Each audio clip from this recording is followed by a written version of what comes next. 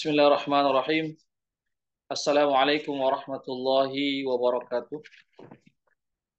Alhamdulillah wassalatu wassalamu ala Rasulillah wa ala alihi wa sahbihi wa man wala amma ba'd. Ikhwatul Islam rahimakumullah. Para peserta kajian Tazkiyatun Nufus yang dirahmati Allah Subhanahu wa taala. Pertama-tama kita senantiasa memuji Allah Subhanahu wa taala dan bersyukur kepadanya atas segala limpahan rahmat dan hidayahnya sehingga kita dapat bertemu kembali di ruang Zoom ini dalam kegiatan kajian Tazkiyatun Nufus atau penyucian jiwa. Salawat dan salam senantiasa tercurahkan kepada junjungan kita Nabiullah Muhammad Sallallahu Alaihi Wasallam beserta keluarga dan para sahabatnya, para pengikutnya yang tetap setia berpegang teguh kepada sunnah-sunnah beliau dan para sahabatnya hingga hari kiamat kelak. Amin ya rabbal alamin. Ikhwatal Islam rahimakumullah. Insyaallah pada sore hari ini ya kita melanjutkan kajian Tazkiyatun Nufus dari kitab Mukhtasar Minhajul Qasidin, yang mana kita sampai pada bab menghidupkan sholat malam ya, atau melaksanakan sholat tahajud. Sebelumnya kami sudah menjelaskan pada pertemuan yang lalu ya, saya ingin melanjutkan kembali tentang pembahasan melaksanakan qiyamul lail atau sholat tahajud atau sholat malam. Sekarang ini kita sampai pada tingkatan menghidupkan sholat malam atau melaksanakan sholat malam atau mengerjakan sholat tahajud ya, atau sholat malam itu ada berapa tingkatan ya, sebagaimana disebutkan dalam kitab ini. Yang pertama adalah menghidupkan seluruh malam, artinya melaksanakan sholat tahajud atau sholat malam itu seluruhnya ya, seluruh artinya satu malam full ya dikerjakan sholat malam. Ini tingkatan yang paling tinggi ya, sebagaimana hal ini diriwayatkan dari beberapa ulama dari kalangan salafus soleh. Ada yang menghidupkan malamnya itu dengan seluruhnya dengan sholat malam. Ini luar biasa ya. Bayangkan kalau seluruh malam itu bisa sampai 12 jam atau 10 jam lah, kurang lebih begitulah. Kalau misalnya satu malam itu 12 jam, berarti 12 jam ya sampai menjelang fajar, sampai menjelang sholat subuh. Ini tingkatan melaksanakan sholat malam yang paling tinggi tingkatannya. Yang kedua adalah melaksanakan sholat malam itu setengah malam. Ya, setengah malam berarti kurang lebih 5-6 jam. Ini juga diriwayatkan dari beberapa para ulama salafus soleh, ya, para orang-orang soleh terdahulu juga ada yang menghidupkan setengah malamnya dengan melaksanakan sholat malam. Ya, bayangkan setengah malam ya, kurang lebih 5-6 jam. Ya, cara yang terbaik untuk menghidupkan setengah malam ini dengan melaksanakan sholat malam, yaitu adalah tidur dulu sepertiga malam pertama. Ya, jadi tidur dulu sepertiga malam pertama. Ya, kemudian setelah itu bangun melaksanakan sholat malam ya selama setengah malam, lalu tidur lagi seperenam malam terakhir. Ya, seperenam malam terakhir itu tidur lagi menjelang waktu sholat subuh. Ini tingkatan yang kedua. Tingkatan yang ketiga adalah melaksanakan sepertiga malam. Ya, melaksanakan sepertiga malam. Ya, melaksanakan sholat sepertiga selama sepertiga malam. Ya, maka hendaklah seseorang itu tidur di setengah malam pertama. Ya, jadi tidurnya di setengah malam pertama, ya, lalu bangun melaksanakan sholat lail selama sepertiga malam, lalu tidur di seperenam malam terakhir. Ya, lalu tidur di seperenam malam terakhir menjelang sampai menjelang waktu subuh. Ini adalah kebiasaan dari sholat malamnya Nabi Daud alaihissalam. Ya, jadi tingkatan yang ketiga ini adalah kebiasaan dari sholatnya Nabi Daud alaihissalam. Sebagaimana disebutkan dalam hadis yang diriwayatkan oleh Bukhari dan Muslim, hadis yang sahih, bahwasanya Nabi bersabda, ahabbus sholati ilallah sholatu Daud. Kana yanamu nisfal lail wa yaqumu sulusahu wa yanamu sudusahu. Ini hadis sahih.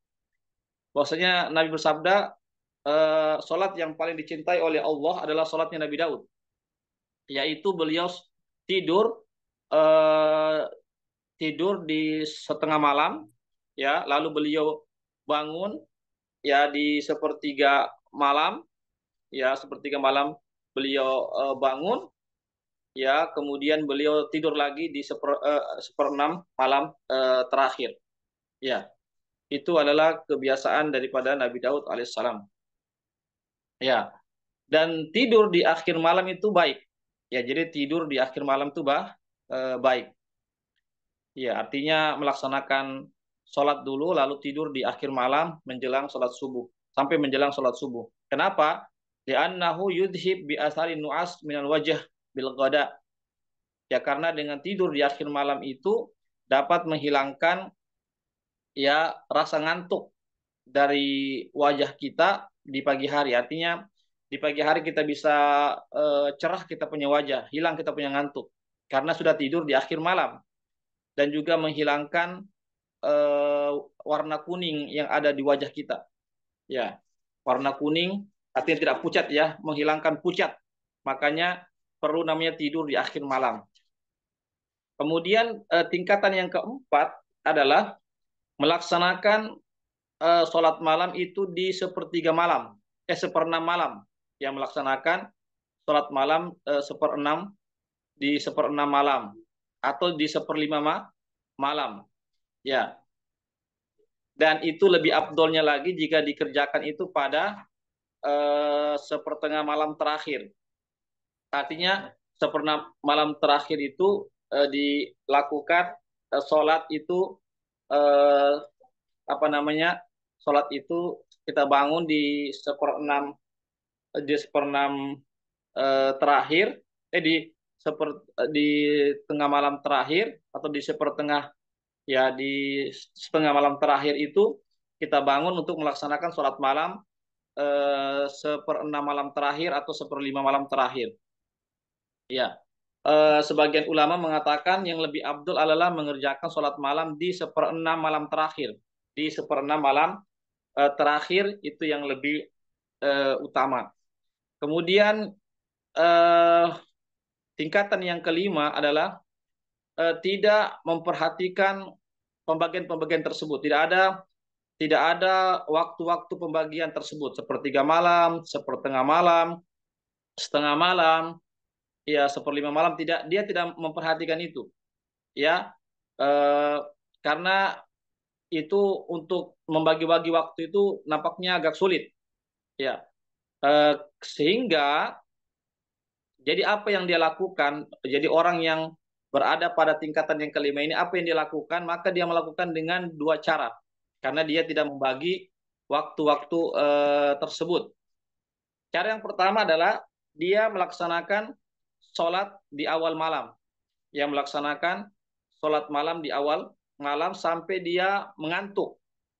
Kalau dia sudah merasa mengantuk, maka dia tidur. Lalu ketika dia terbangun, ya di jam apa saja, di jam berapa saja dia terbangun, maka dia pun melaksanakan sholat malam. Dan apabila dia ngantuk setelah itu, maka dia segera tidur. Ya ini cara yang pertama. Ini termasuk cara yang sulit juga ya. Bukan cara yang sulit ya, cara yang penuh dengan perjuangan juga. Ini juga dilakukan oleh sebagian para orang-orang soleh terdahulu. Ya, eh, ya disebutkan dalam hadis yang sahih dari Anas bin Malik, ya kami biasa melihat Nabi itu senantiasa melaksanakan sholat malam, ya artinya kami itu tidaklah melihat Nabi di waktu malam melainkan beliau itu senantiasa melaksanakan sholat malam. Begitu juga kami tidaklah melihat Nabi eh, tidur di waktu malam, tidaklah kami melihat beliau tidur di waktu malam, melainkan kami pun melihat beliau itu tidur. Artinya tidak ada waktu-waktu pembagian khusus yang beliau lakukan, sebagaimana pernyataan daripada Anas bin Malik. Artinya kapan saja beliau bangun maka sholat, kapan saja beliau eh, ngantuk maka beliau pun tidur. Artinya tidak ada pembagian-pembagian waktu khusus sebagaimana pada tingkatan pertama, kedua, dan ketiga dan keempat. Ya, disebutkan dalam satu asar bahwasanya Umar bin Khattab itu sholat malam itu ya eh, tidak terhitung, ya artinya eh, tidak membagi waktu-waktu pembagian malam itu. Beliau sholat saja semampu beliau. Ya, kemudian sehingga sampai akhir malam maka beliau pun membangunkan keluarganya ya untuk melaksanakan sholat malam. Ya, kemudian Ad-Dhahhak ini salah seorang tabi'in mengatakan saya mendapatkan orang-orang soleh itu malu terhadap Allah di malam gelap gulita tatkala mereka itu lebih lebih lama di atas ranjangnya, ya, atau lebih lama tidur di tengah malam. Artinya mereka itu sudah tengah malam, mereka itu bangun melaksanakan sholat tahajud. Ini cara yang pertama di tingkatan yang kelima. Cara yang kedua di tingkatan yang kelima ini eh, yang dilakukan adalah tidur di awal malam. Ya, tidur di awal malam. Apabila dia sudah tidur di awal malam, maka dia terbangun ya di kapan saja terbangun, di jam berapa saja terbangun, maka dia pun melaksanakan sholat sampai menjelang subuh. Ya, maka dia melaksanakan sholat malam sampai menjelang subuh. Ya, sebagaimana Sufyan Ats-Tsauri mengatakan, ya, bahwasanya awal malam itu adalah waktu untuk tidur, ya. Namun apabila saya terbangun dari tidurku di awal malam itu, maka saya pun tidak lagi tidur. Artinya beliau terus melaksanakan sholat sampai menjelang sholat subuh. Kemudian tingkatan yang keenam, ya, dari tingkatan menghidupkan malam dengan sholat itu adalah melaksanakan sholat malam atau sholat tahajud itu 4 rakaat atau 2 rakaat, minimal 2 rakaat.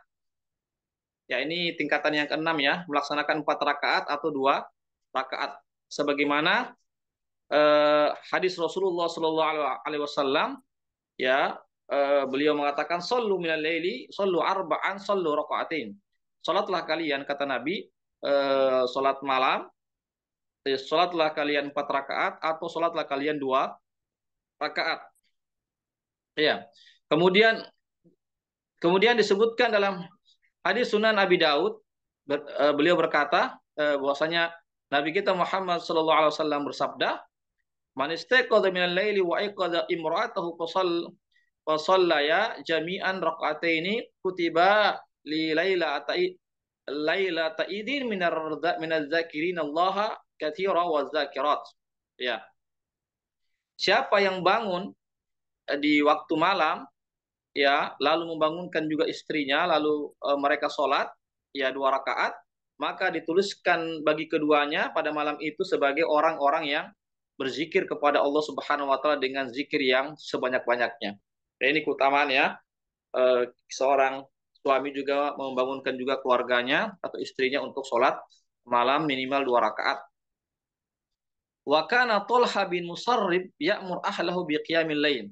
Dan adalah Thalha bin Musarrif, ya, ini juga ulama salafus soleh, yaitu beliau juga menyuruh keluarganya itu untuk melaksanakan qiyamul lail atau melaksanakan sholat malam atau sholat tahajud. Dan beliau mengatakan, "Shallu raka'ataini fa inna sholata fi jawfil laili tahutul auzar." Dan beliau mengatakan, "Sholatlah kalian, wahai keluargaku, 2 rakaat, sholat malam 2 rakaat, karena sholat malam, ya, sholat yang dikerjakan di waktu malam atau di tengah malam itu dapat menghapuskan dosa-dosa dan kesalahan-kesalahan. Ya, ini adalah pembagian ya waktu malam untuk kita hidupkan dengan sholat malam atau sholat tahajud.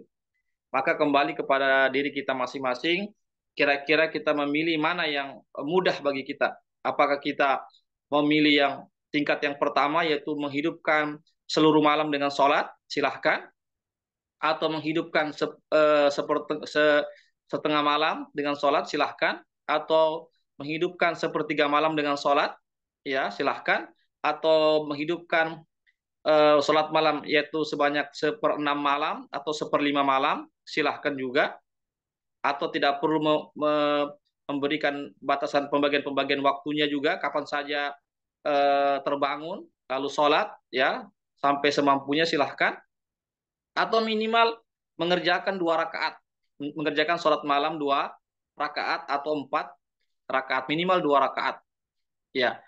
Namun jika seseorang itu ya sukar bangun di tengah malam untuk melaksanakan sholat malam, maka upayakan jangan sampai dia tidak maka diupayakan jangan sampai dia tidak menghidupkan sholat sunnah antara maghrib dan isya. Ya, jadi kalau kita tidak bisa bangun sholat di tengah malam atau di akhir malam, maka upayakan kita sholat sunnah atau sholat malam itu antara maghrib dan isya, antara maghrib dan isya. Ya, begitu juga jangan juga kita tinggalkan wirid di waktu sahur. Artinya wirid di waktu sahur itu adalah kita berzikir di waktu sahur menjelang sholat subuh. Diupayakan itu. Seandainya kita tidak bisa melaksanakan sholat tahajud di tengah malam. Ya, kenapa kita diharapkan? Ini adalah tingkatan yang ketujuh. Ya, dalam kitab ini katakan inilah tingkatan yang ketujuh, yaitu apa? Kita tidak bisa sholat malam, ya di tengah malam, maka kita hidupkan malam itu antara maghrib dan isya, kita melaksanakan sholat malam, dan juga kita sebelum subuh di waktu sahur kita bertasbih kepada Allah, memperbanyak tasbih kepada Allah Subhanahu wa taala, atau memperbanyak istighfar kepada Allah Subhanahu wa taala, agar kita termasuk orang yang menghidupkan malam itu di awal malam dan di akhir malam. Ya. Jadi menghidupkan di awal malam dengan sholat malam antara maghrib dan isya, ya. Kemudian di akhir malamnya itu kita isi dengan bukan dengan sholat ya, cukup dengan apa saja, cukup dengan sholat apa namanya sholat cukup dengan berzikir atau dengan bertasbih atau beristighfar kepada Allah Subhanahu wa taala. Ikhwatal Islam, a'azakumullah, yaitu ya terkait tentang tingkatan-tingkatan dalam menghidupkan malam kita dengan melaksanakan sholat malam atau sholat tahajud. Ya, demikianlah apa yang bisa kami sampaikan ya terkait tentang menghidupkan waktu malam dengan beribadah kepada Allah, yaitu dengan melaksanakan sholat tahajud atau sholat malam. Ya. Kemudian berikutnya adalah adapun orang yang tidak bisa melaksanakan bersuci di waktu malam, ya, dan dia berat untuk melaksanakan sholat ya, artinya dia berat untuk melaksanakan sholat di waktu malam atau di tengah malam atau di akhir malam, maka hendaklah dia menghadap ke kiblat. Maka hendaklah dia menghadap ke kiblat ya. Kemudian hendaklah dia memperbanyak zikir kepada Allah Subhanahu wa taala dan memperbanyak doa kepada Allah Subhanahu wa taala. Ini bagi yang tidak bisa melaksanakan sholat malam. Ya, ya, atau ya yang tidak bisa atau yang berat untuk melaksanakan sholat malam, maka minimal dia menghadap kiblat ya, lalu dia berzikir kepada Allah Subhanahu wa taala dan dia berdoa kepada Allah Subhanahu wa taala semampunya. Semampunya. Jika dia tidak bisa berdoa dalam keadaan duduk, maka dia bisa berdoa dalam keadaan berbaring. Jadi diupayakan dia berdoa dalam keadaan duduk. Ya, kalau tidak bisa maka tidak mengapa dengan berbaring. Ya, ini bisa kita lakukan dalam keadaan bersuci atau tanpa bersuci. atau tanpa berwudu, boleh. Ya, boleh tanpa berwudu atau tidak, atau dengan berwudu. Intinya adalah kita tidak bisa ketika itu berat sekali untuk melaksanakan sholat malam, maka minimal diganti dengan zikir dan doa kepada Allah Subhanahu wa taala. Kemudian apabila dia punya kebiasaan ya di malam hari itu, misalnya dia kebiasaannya melaksanakan sholat tahajud, lalu dia ketiduran, maka hendaklah dia menggantinya itu di waktu duha.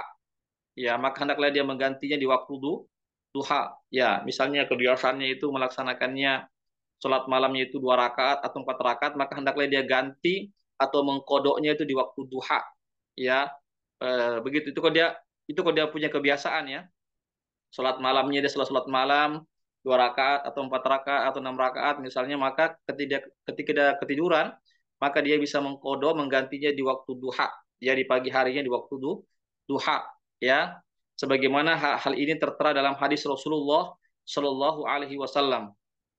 Ya, bahwasanya disebutkan dalam hadis riwayat Muslim, Nabi bersabda, barang siapa yang tertidur sehingga meninggalkan kebiasaan ibadah kebiasaannya di malam hari, maka hendaklah dia menggantinya di waktu duha. Ya, maka hendaklah dia menggantinya di waktu duha, yaitu di waktu antara sholat subuh sampai menjelang masuknya waktu zuhur. Ya, sampai sebelum masuknya waktu zuhur, maka dituliskan baginya sama dia dengan mengerjakan ibadah sunnah itu di waktu malam. Ya ini. Jadi sama pahalanya. Ya, sama pahalanya. Tapi ini bagi orang yang ketiduran ya. Orang yang ketiduran dan orang yang juga memiliki kebiasaan beribadah sunnah, sholat sunnah misalnya, sholat tahajud di waktu malam, ketiduran, maka dia bisa menggantinya di waktu duha. Ya, hendaklah juga disebutkan dalam kitab ini, hendaklah kita jangan sampai kebiasaan kita yang sudah biasa sholat malam, ya, lalu kita meninggalkan sholat malam itu, ya, atau kebiasaan kita bangun tengah malam, lalu kita tidak melaksanakan sholat malam, itu sangatlah rugi, ya, karena Nabi mengatakan dalam hadisnya, hadis Sahih, riwayat Bukhari Muslim, la takun misla fulan, janganlah kamu menjadi seperti si fulan itu, yang mana ya dia bangun di tengah malam, ya, tapi dia tidak melaksanakan sholat malam.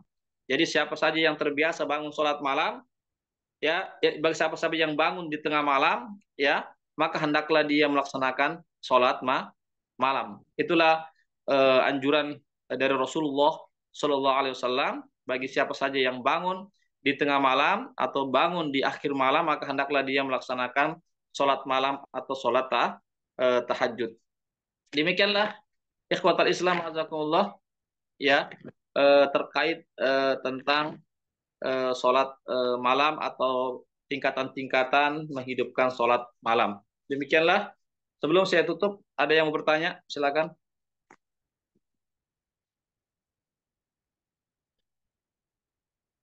Ya, kalau tidak ada, saya pikir bisa dipahami ya. Mudah-mudahan kita bisa amalkan. Ya, kita berdoa kepada Allah agar kita dimudahkan untuk menjalankan sholat malam ini sesuai dengan kemampuan kita. Ya, insya Allah kalau kita sungguh-sungguh punya niat mau bangun malam, bangun di tengah malam, ya insya Allah atau di akhir malam, insya Allah Allah akan memberikan kemudahan. Ya, yang penting kita niatnya ikhlas semata-mata karena Allah Subhanahu wa Ta'ala.